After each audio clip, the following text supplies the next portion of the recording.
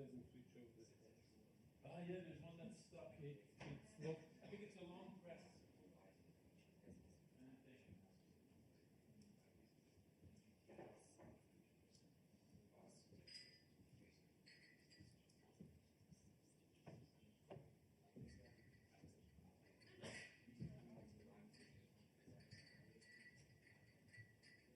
Says it's locked out. It's locked out. Yeah, yeah. I think it was a long press. That's, I tried a long one. okay. But it didn't work well. Yannis figured it out last time. I don't know. It says locked out now. It's still something sitting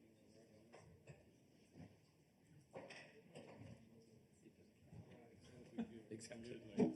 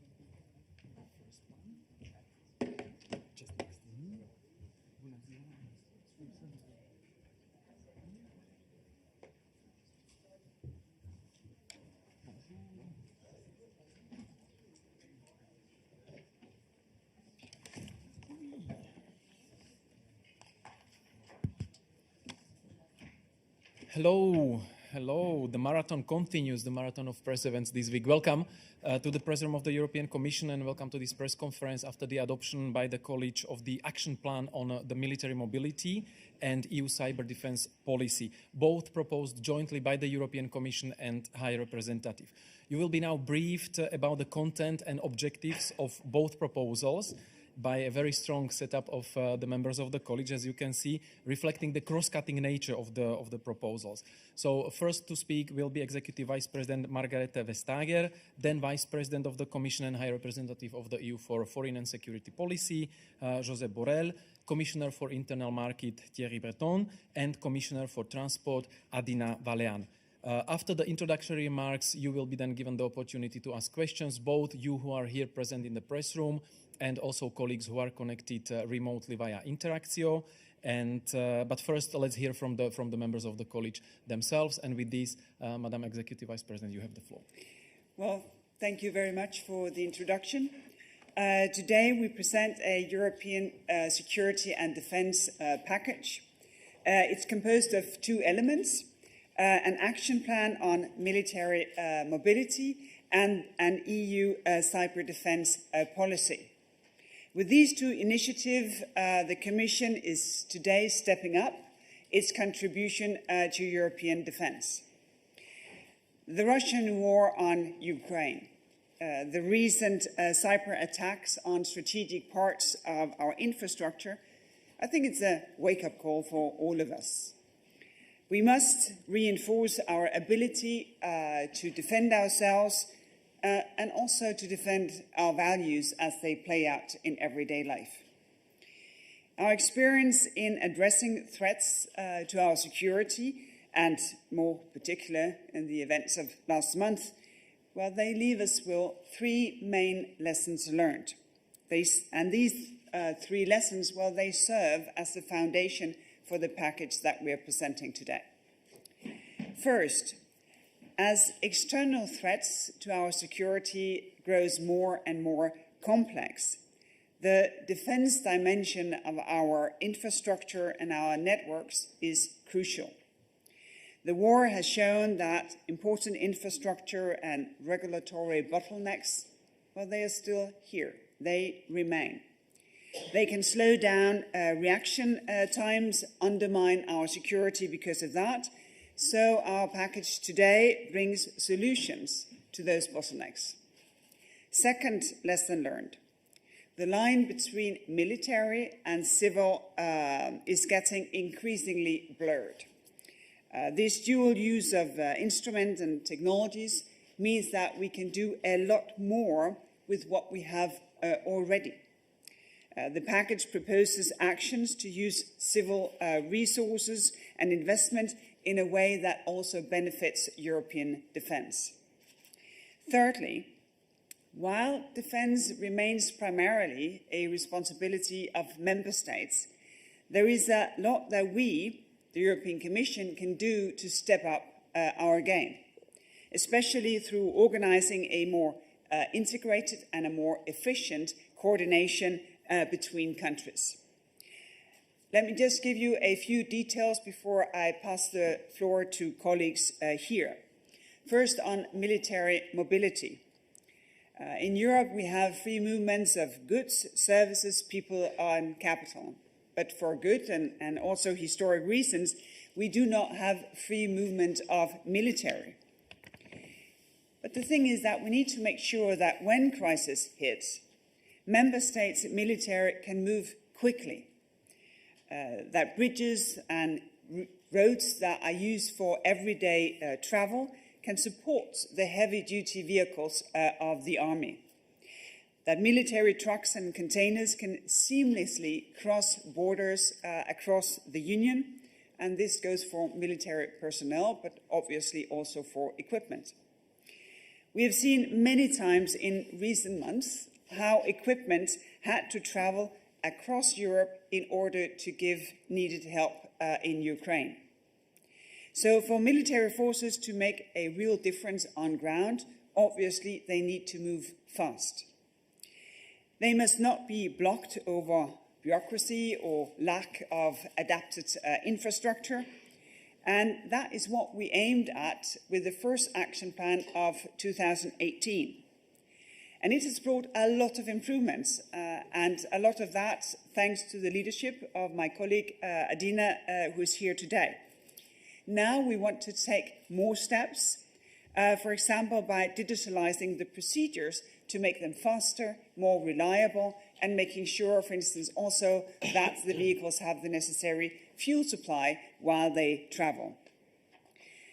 The nature of threats, well, they have changed over the last decades. And we see an increasing number of malicious actions in cyberspace coming from both state and also non-state actors.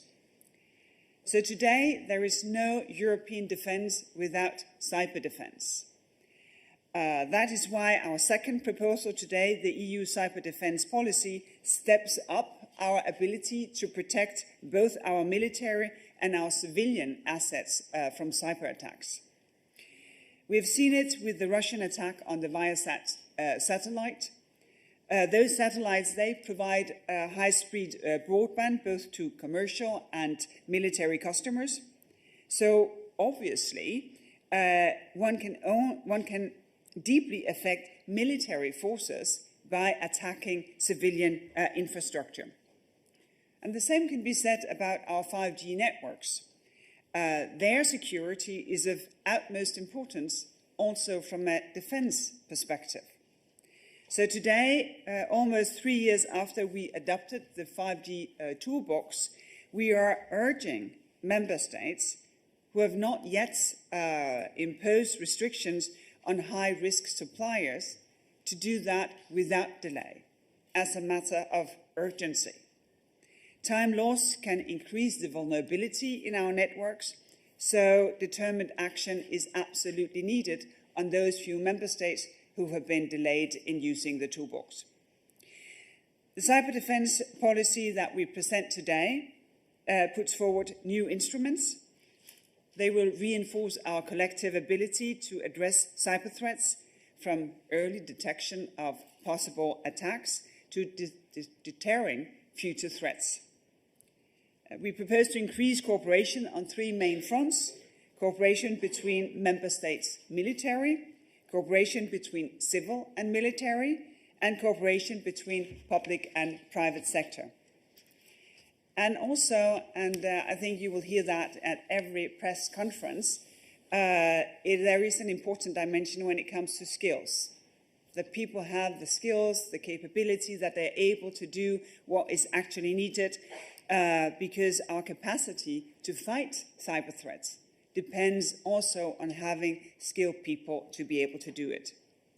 Last but not least, threats to our security do not stop at our borders, neither should our responses to those threats.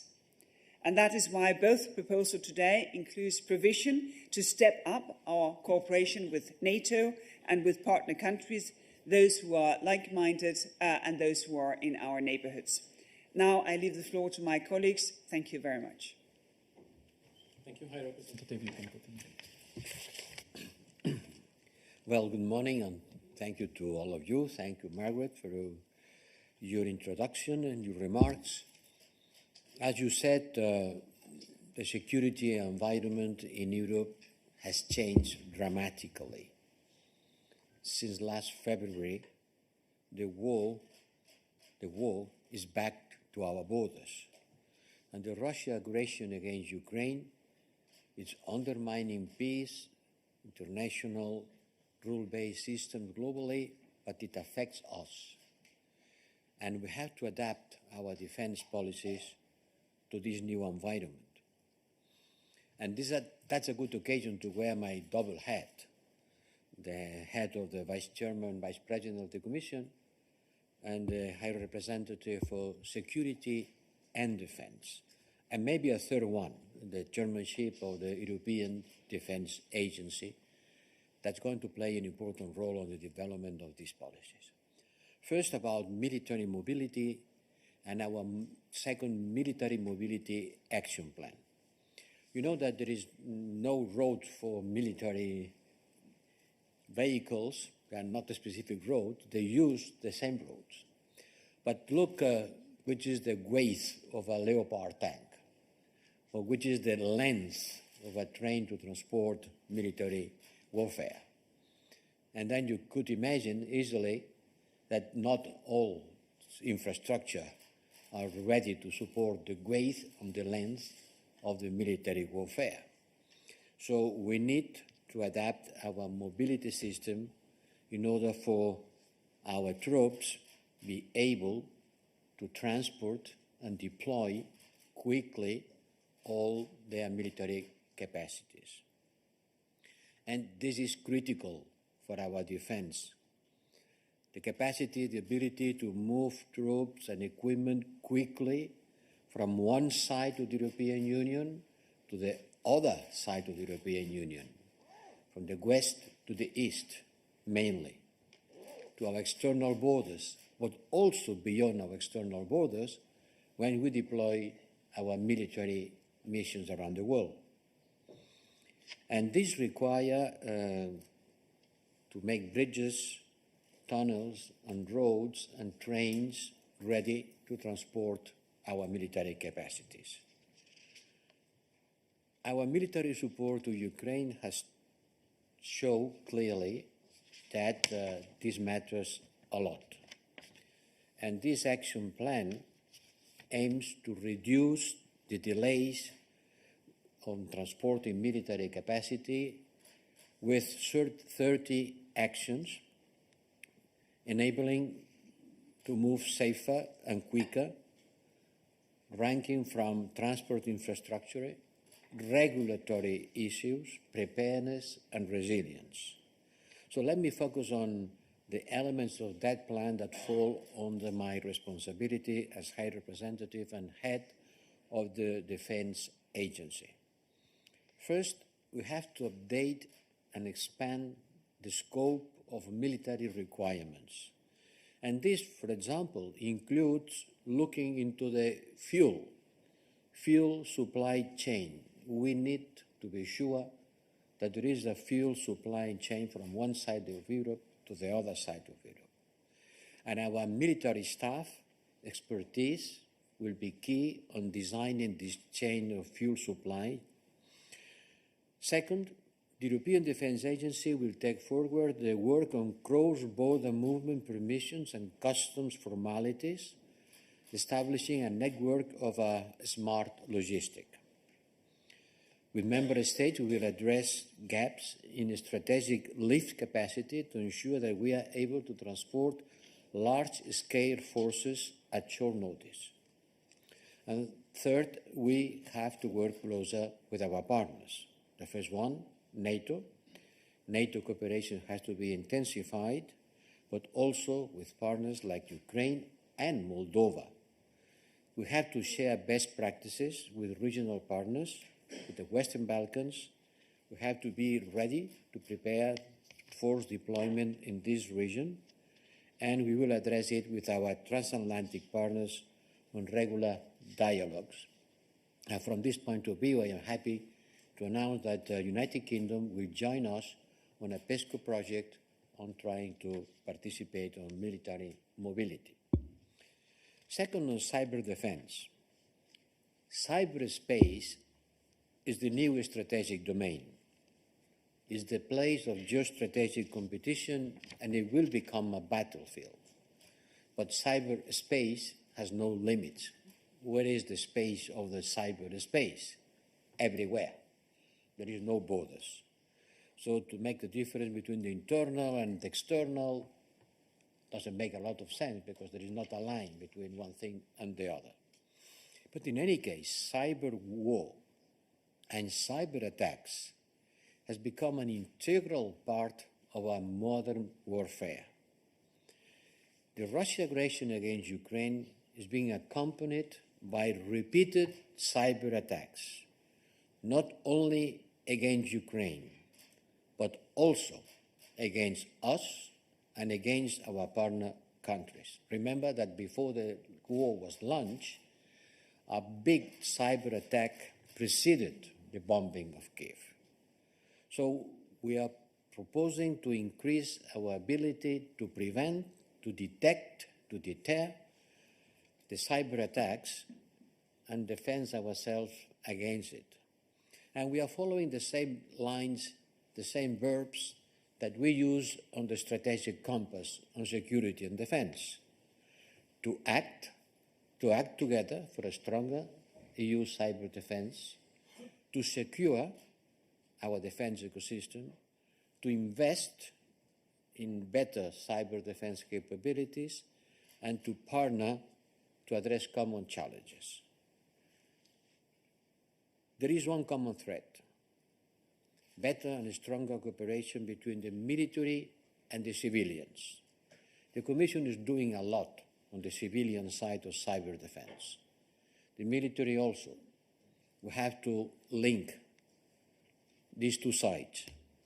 We must create structures and mechanisms for cooperation among military actors to improve the situation, the awareness, the detection, and the preparedness and response. And that's why we are proposing on this plan to create an EU Cyber Defense Coordination Centre. It would act as a central mode to collect, to analyze, and to distribute cyber defense information. Also, an operational network of military computer emergency response team with the European Defence Agency acting as the secretariat. This will expand our cyber rapid reaction teams and cyber defense exercises. Similarly, we need to address the gaps in the cyber defense workforce. We need to train, to educate, and to do exercises with the people that will work on this new battlefield. Because certainly we need to increase the number of people ready to participate in this kind of war, knowing that the classical warfare, the classical training of a soldier doesn't fit anymore to this new dimension of the war. And we will step our work in support of cyber defense capacity building of our partners also. We are doing that through the European Peace Facility, supporting Ukraine, supporting Georgia and Moldova, and we are looking to further advance with others, in particular in the Western Balkans, where some countries, like for example Albania, are suffering a lot of cyber attacks. Member States will lead the implementation of this plan, but we have the instruments and the initiative that can make a difference, presenting concrete strategic solutions, delivering on our commitments and ambitions that we already announced when the approval of the strategic compass. I'm sure that this will make the European Union a stronger global security and defense actor. And I want to thank my colleagues from the Commission for the good cooperation between the civilian and military sides of our capacities. Monsieur le Commissaire, c'est à vous maintenant. Over to you, Commissioner. Merci beaucoup. Thank you very much. Merci beaucoup à toutes et à tous d'être là ce To matin. everyone Merci for à coming today. Margrethe. Thank you, Margaret. Merci Josep, merci à Dina. Thank you, Josep and Lina. En vous écoutant, Margrethe, As I listened to et you, Josep, je me disais Margaret que and Josep, I was saying to myself il y a quelques années, on aurait that présenté some ça years ago we peut-être would have avec un presented this commissaire. with one commissioner, vous en avez but quatre. today you've got 4, Ça veut dire que vraiment, which means ces sujets that this subject traversent is toutes les activités cross-cutting désormais and goes au sein de cuts la across Commission, all the activities of notamment the Commission, activités in particular qui ont une activities dimension militaire. which have a military C'est le dimension. monde dans lequel nous sommes. In the world we Et c'est currently live évidemment in, ce que nous commençons à adresser maintenant, this is what we are addressing étape par now, étape, stage avec cette by première réponse stage, with this à ce qui avait été initial proposé dans la response boussole to what was proposed in the stratégique, strategic compass, à savoir namely un besoin de mobilité. a need for On en parle depuis mobility longtemps avec les ministres de la Défense We've talked about et that avec for a nos long partenaires et time. nos alliés. with our partners Vous and avez our évidemment allies. tout à fait évoqué, et le You cas de la guerre en Ukraine nous démontre Talked combien about, as c'est the nécessaire Ukraine war d'avoir shows, how necessary une it revue is coordonnée, to on en have parlera évidemment a mieux que moi pour coordination. l'instant. Et puis aussi, évidemment, tout ce qui concerne And maintenant also ce qui est désormais reconnu comme l'un des everything which espaces is recognized as contestés, one of the contested qui est évidemment areas recognized le as cyberespace. such, aux côtés d'autres cyberspace, espaces contestés, like the qui other concernent le domaine contested maritime, areas, the ou tout ce qui maritime concerne area, l'espace en tant que or tel. space Et ces deux proper. aspects, mobilité et These two aspects, cyber and cyberdéfense, mobility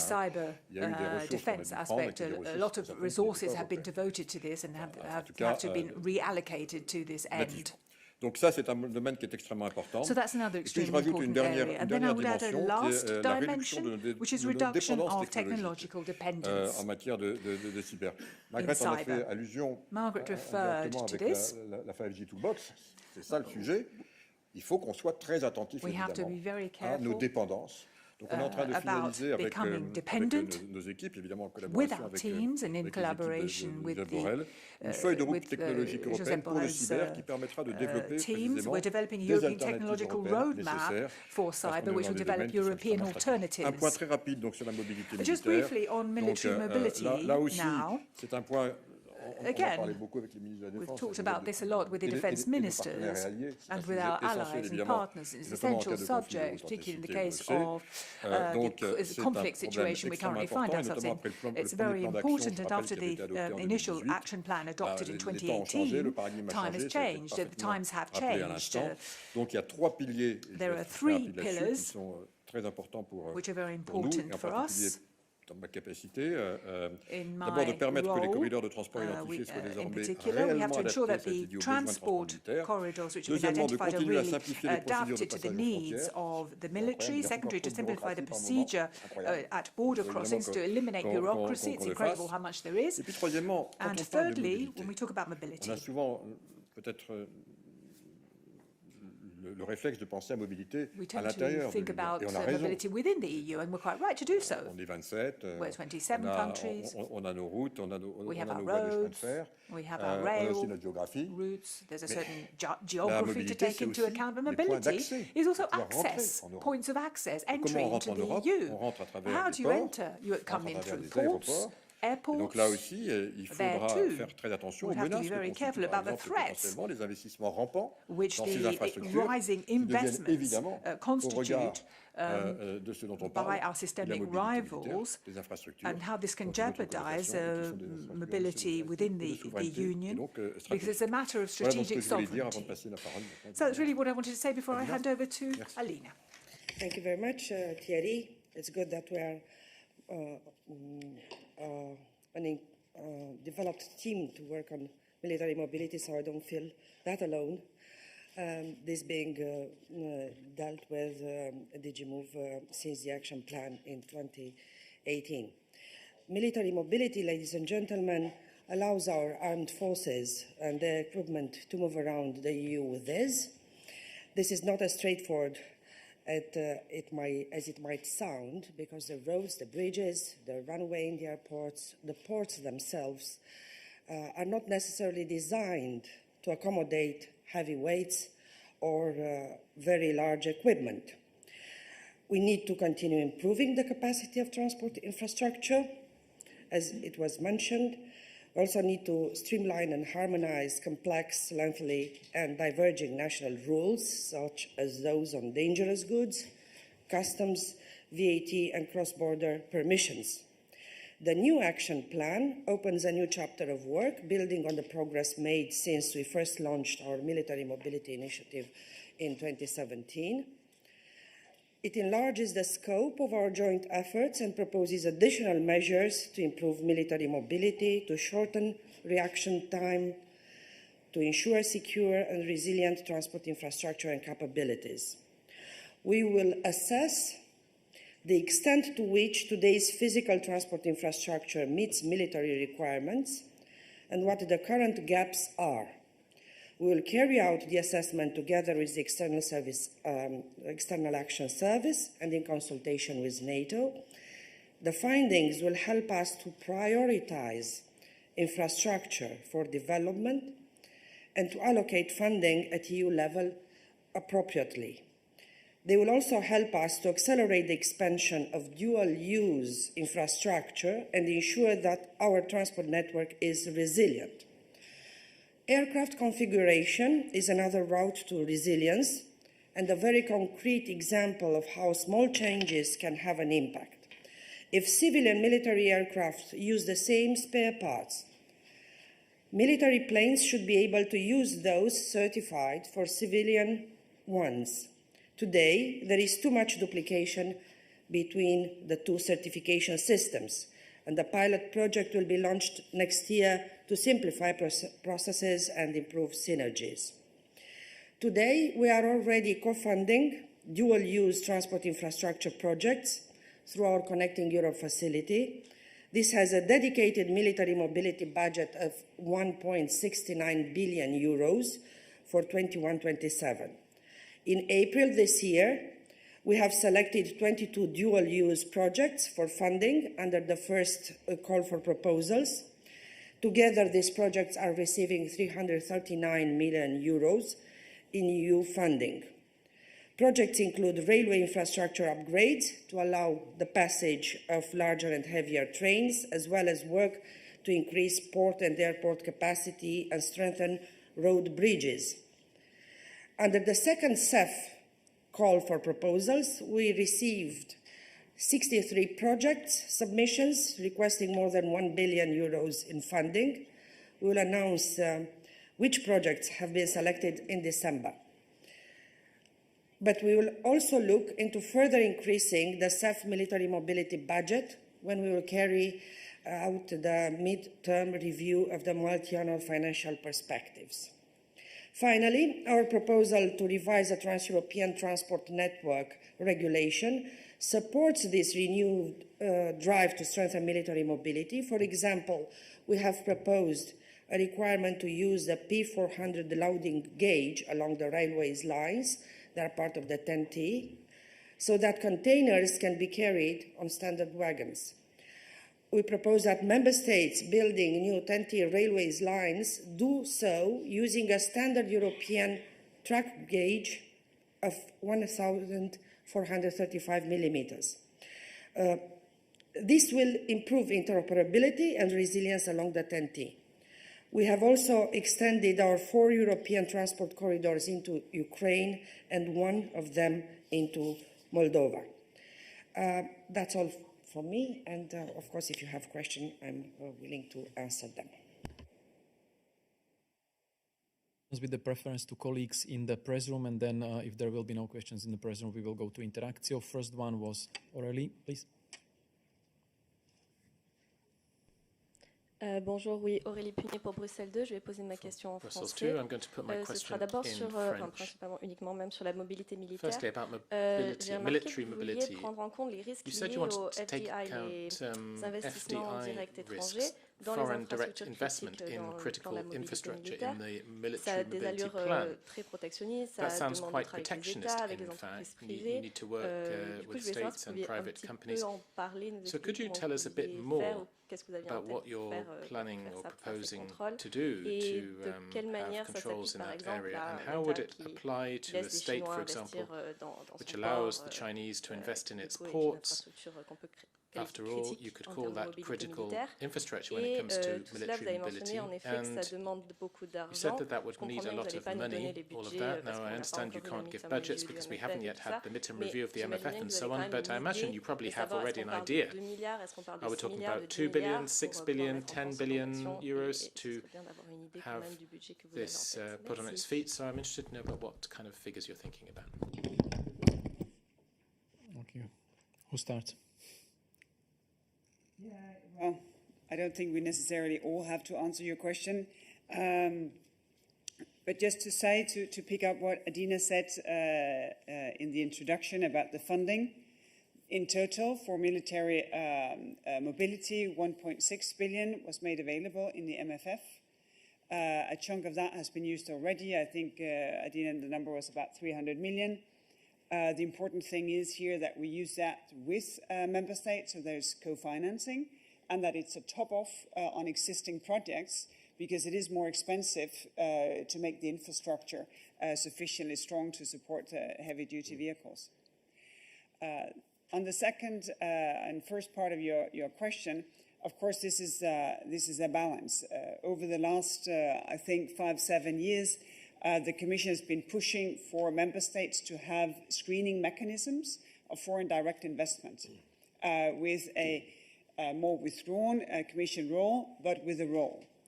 Because the debate about how to make sure that foreign direct investment comes with the right intentions, which is to make money and not to disturb the public order, That, of course, is essential. And that work is continuing for more and more member states to come on board, to have these screening systems and to have them indeed also actively in use. Go ahead. Regarding the budget, I remind you that initially the proposal made for the military mobility in the CEF was 6 billion, and it was cut by the member states. I would say that now we are in a different geopolitical context, and everyone is looking at the needs of the dual use of infrastructure. But we are not relying only on this type of budget. I was mentioning it because it is ring-fenced as such. But apart of this, we have the whole CEF budget, which is dedicated to transport infrastructure. Then we have very important the requirements for the new TEN-T core network, which are also accommodating partially on some modes the military requirements. Of course, we have a blueprint because we have issued last August the implementing act on technical requirements for all modes. Very clear how the infrastructure needs to be improved or built if it is new. And with this new action plan, we are going actually to see what are exactly the gaps missing, or the gaps between our civil infrastructure and the military needs, or also the logistical hub needs from military. And then we will know how to prioritize our funds and investments in building this building or upgrading the transport infrastructure to make it of use for military mobility. Et peut-être, si vous permettez, un tout petit point sur la deuxième question implicite, just pour vous dire que something about the implicit second les question investissements en dessous de la minorité de blocage dans une infrastructure critique, c'est pas la même chose. Small investment in critical infrastructure below a blocking majority is something very different to an investment which is over and above the threshold that could constitute a blocking minority or majority in critical infrastructure. So it's important to remember that. So we take next question. Yes, please. Hi, Julian Deutsch with Bloomberg. I have two questions for the Executive Vice President Vestager. The first is that you mentioned the 5G toolbox and that certain countries have not yet phased out high-risk suppliers. I was wondering if there are certain countries that you are particularly concerned about. For example, Germany, which I think, for example, has a lot of Huawei technology still in use. The second is about EU concerns with the Inflation Reduction Act from the Americans. Do you have any updates on this new task force with the U.S., what you hope to accomplish with it? I know there are also talks about a WTO complaint. I was wondering what that exactly would accomplish, since that could take years, and if the EU is doing anything in the interim to ensure that investments don't move to the U.S. Thank you. On the 5G toolbox, no matter the country who is behind in using it, we have concerns. The countries who are put the toolbox in use, they have done that differently, reflecting that there is a different legacy in different countries, which is exactly as we would expect it to be. A number of countries, they have passed legislation, but they have not put it into effect. And obviously, passing legislation is a good thing. Making it work is even better. And that is the last stretch that we need now. It's a number of countries. It's not only Germany, but it is also Germany. On the question of the task force, they are getting to work. We consider this a very, very high priority. And I think it's important that we leave them to work. They have a very clear mandate to make sure that everyone can mirror themselves when it comes to the Inflation Reduction Act. It's a very good thing that the US is stepping up their efforts to fight climate change. What, of course, is now being discussed is how that plays a European businesses level playing field in this area as well. I have full trust in the task force and their ability to come up with solutions in this very, very important field.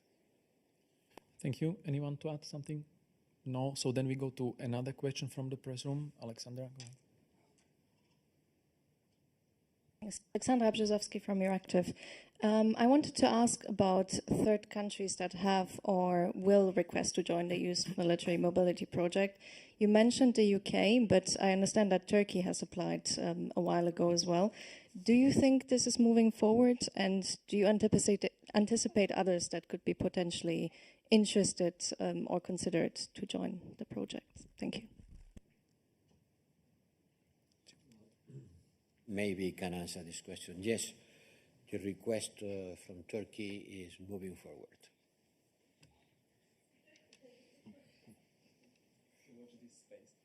Another question from press room. If not, we have colleagues in Interactio lining up, so we go then to them. First one was since the start, Lawrence. Lawrence, you can switch on camera, microphone, and pose your question. Hi, this is Laurens Cyrillus from Politico. I wanted to jump in with a question on cybersecurity, very much on topic, not so much on cyber defense though, but I hope you can allow me to ask it. We published a story this morning about the COP27 conference and an application that was developed by the Egyptian government for this conference and for attendees to download and navigate the conference.